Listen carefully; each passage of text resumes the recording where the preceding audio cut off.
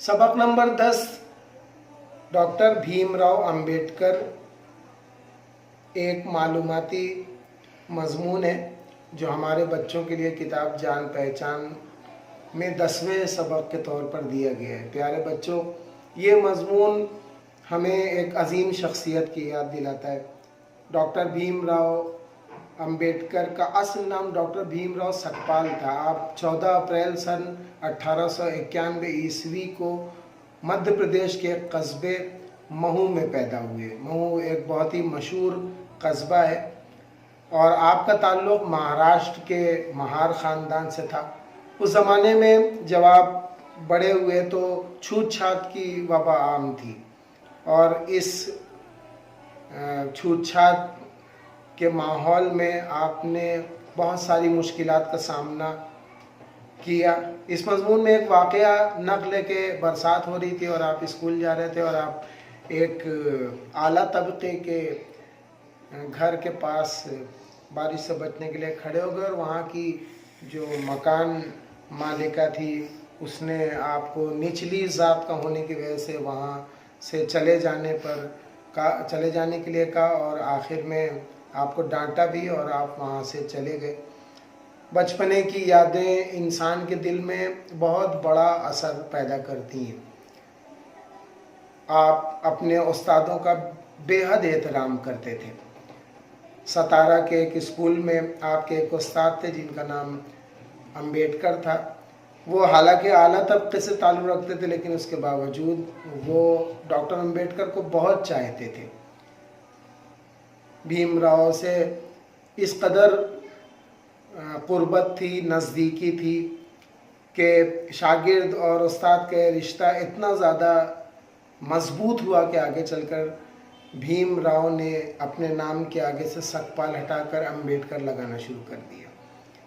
आप तालीम हासिल करना चाहते थे, बड़ी दुश्वारियां हुई लेकिन आप में बड़ा अज़्म और हिम्मत आप में मौजूद थी और आप आखिरकार इसी अज़्म और हिम्मत और इसी कोशिश और शौक़ ने आपको इंग्लिस्तान पहुंचा दिया जहां आपने आला तालीम हासिल की और वहां से कानून की डिग्री लेकर आप हिंदुस्तान वापस लौटे।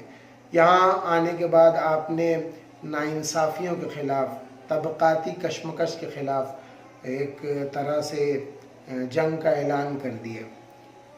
इस लानत से बचने के लिए आपने कमज़ोर तबक़ात के दरमियान दौरे किए, घर घर जाकर लोगों पर होने वाले जुल्म और नाइंसाफ़ियों के ख़िलाफ़ आवाज़ उठाई और उनको मुत्तहिद किया, उनको बेदार किया और उनमें खुद एतमादी पैदा की। एक ऐसे तबके में जिसने अपनी किस्मत समझ रही थी ग़ुलामी करने के लिए, आपने उनके दिलों में एक आज़ादी की रूह फूंक दी। डॉक्टर अंबेडकर का ख़याल था कि समाज में बाइज़्ज़त ज़िंदगी गुजारने के लिए तालीम बहुत ज़रूरी है। इसलिए उन्होंने तालीम पर तवज्जो दी, कई इदारे खोले, कई स्कूल और कॉलेज खोले और कमज़ोर तबकों की तालीम का सामान फराहम किया। इसके अलावा उन्होंने औरतों को भी समाज में बराबरी का दर्जा देखने की वकालत की। डॉक्टर अंबेडकर हमेशा कौमी इत्तेहाद, नेशनल इंटीग्रेशन और यगानगत के लिए ज़ोर देते रहे। आपकी पूरी ज़िंदगी इन्हीं चंद उसूलों के लिए वक्फ रही।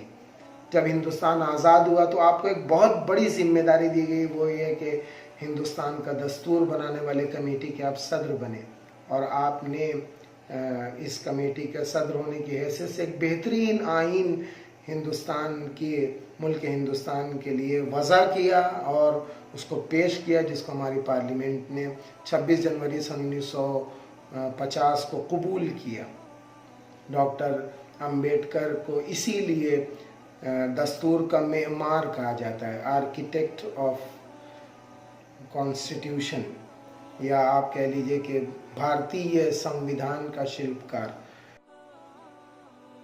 भारत का ये अजीम सपूत, ये अजीम फर्जंद 6 दिसंबर सन 1954 को हमारे दरमियान से चला गया, दारे फ़ानी से दारे बका को कूच कर गया।